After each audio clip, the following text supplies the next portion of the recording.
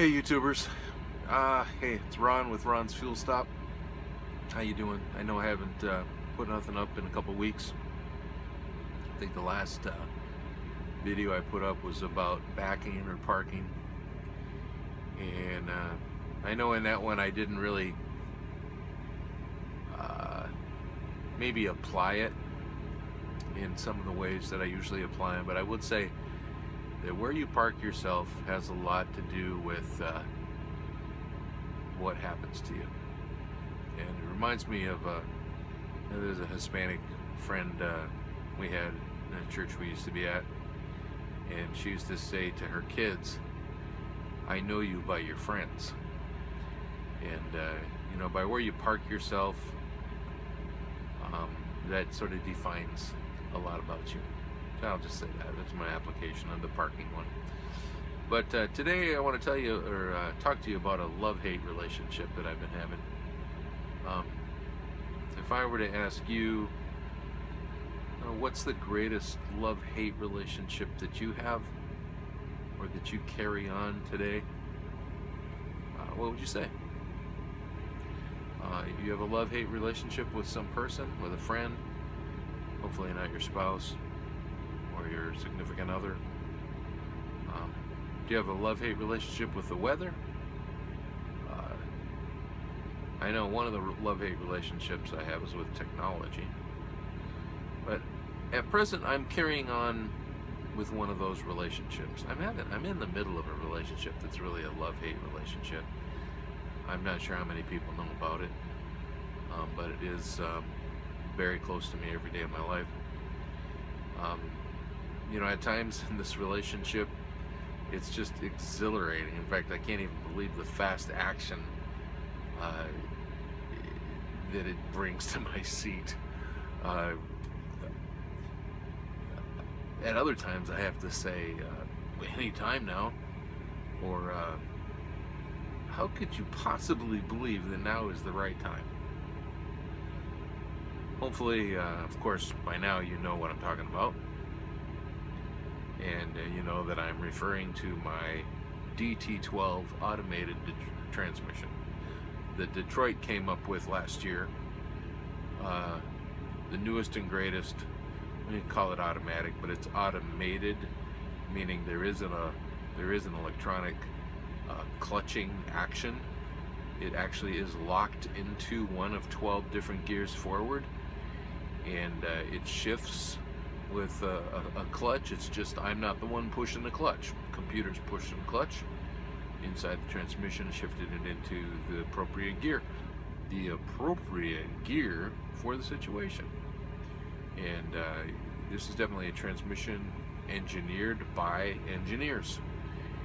And you know, it's interesting, whenever something is created electronically or mechanically, it has to have some sort of a ruler, a controller to it, or a parameter that is the main parameter. And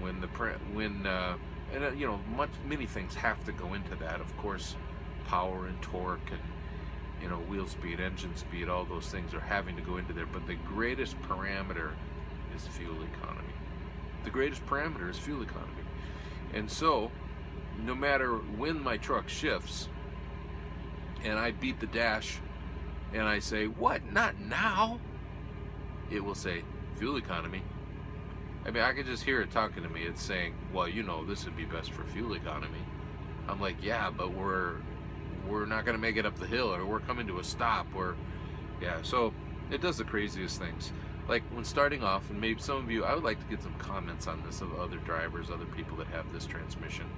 Hopefully this video can get out there to people that are getting this tranny. I know my particular company has made the decision that this is the tranny which will go in every new truck that is being issued starting this year. And I studied this tranny, and when I leased my truck, I picked this tranny. I thought this is the best deal based on the research, and now I am 8 months into experiencing this transmission, and I can tell you I'm probably not going to buy one in my next truck. It does the craziest things. Like here, If you're starting off on the slightest incline, first of all, it is a wonder of technology that it even knows it's on an incline. How does a transmission know that you're on a 1% grade or a 2% grade? But if you are on a 2% grade when you start off, it is not going to let you shift into second or third gear.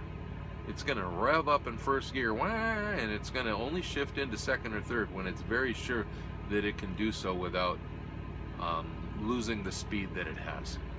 Now, I can tell good and well that I could easily maybe start out in second and shift to fourth, and an engine would have no problem pulling it. But no, not this transmission. It says it ain't time yet. So that destroys my fuel economy because it wants to rev up every time I get started off. You know, especially down here, I'm in Kentucky right now in this hilly country. It just wants to rev the snot out of it in the low gears, and then in the high gears it just dumps the clutch because it knows it's rolling now, so it'll just go up 2 gears. I've had it go up 2 or 3 gears and down 2 or 3 gears. It's amazing when it downshifts 3 gears on its own. I mean, in some pretty incredible downshifts. But let's say, you know, you're going along, you get up to about 20, and it skip shifts up a couple of gears into like 8th gear or 9th gear, and then you get up to like 35 and it wants to put it into the top gear, 12th gear, because it knows you're not going up a hill, and it'll dump it into that gear, and all of a sudden you're going barely above idle speed on the tack. You got no power, but you're getting great fuel economy, according to the engineers. Sorry, engineers, I know you guys mean well. So I do have to say though, yesterday, it impressed the heck out of me. And I'm going to try to put some pictures in this video that I took yesterday from a camera mounted on my dash while I was headed on, and any of you that end up on this road, this is an incredible road.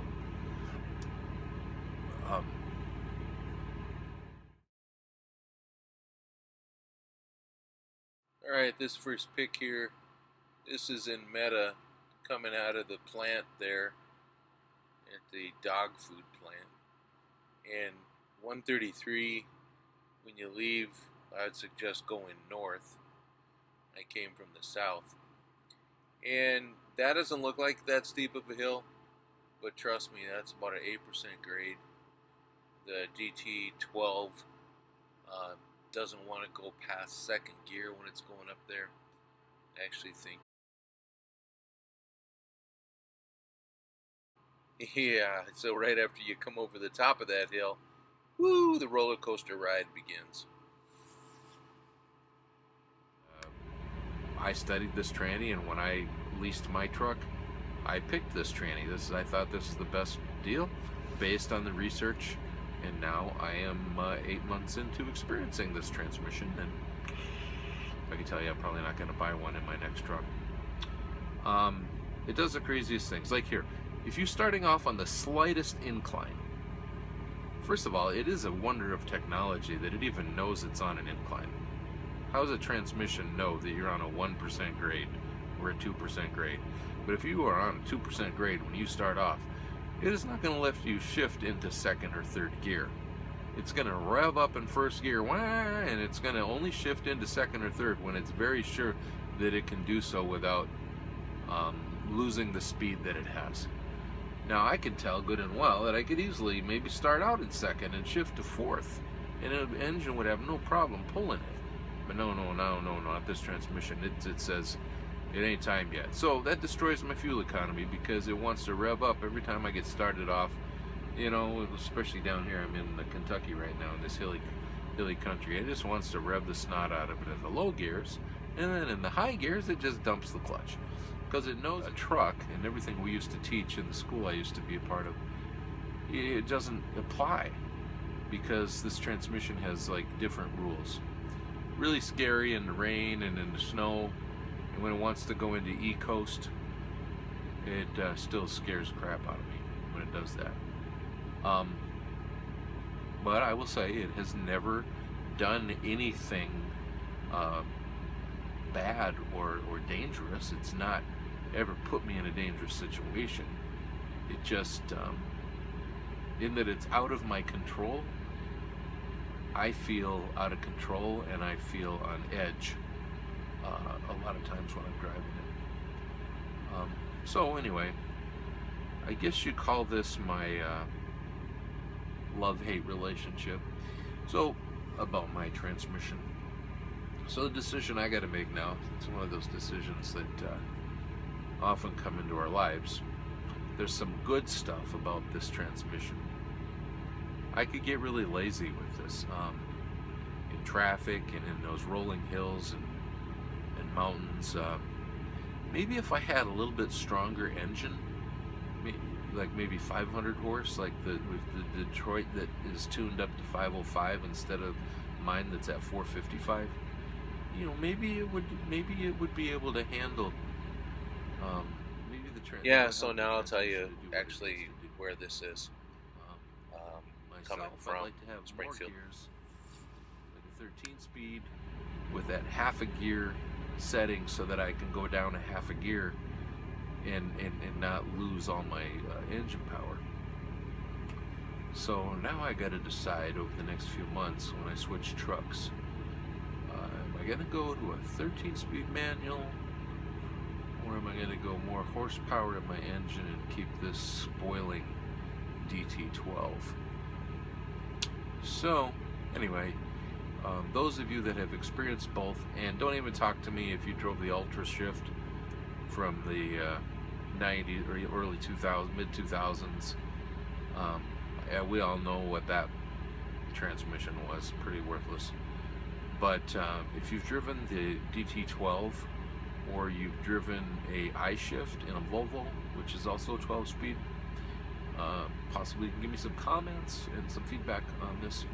I'll get this over on Facebook so you can do that. Anyway, so we apply this to the decisions in our life. You know, there's never a decision you make that's 100% easy, or you make the decision and all the fruit from it, all the effect and outcome of that decision is positive. It seems like every decision we have to make has some good things to it and some possible bad things to it. And I really think success in life is all about making the right decisions. I know I've made some bad decisions in my life. In the last 5 or 6 years, I'm not sure that all the decisions I've made are the best, but they're the ones that I've made. I often feel, bad or remorse over some of my decisions, but I'm in the place I am because of my decisions. And all I can do about any of the things that have been my decisions is to live the very best life I can today based on the decisions I've made, and to begin to make better decisions in the future. So, you spend time thinking, more time thinking than doing, so that the decisions we make are the right ones. Anyway, Ron's Fuel Stop. Hope you have an awesome day. Take care.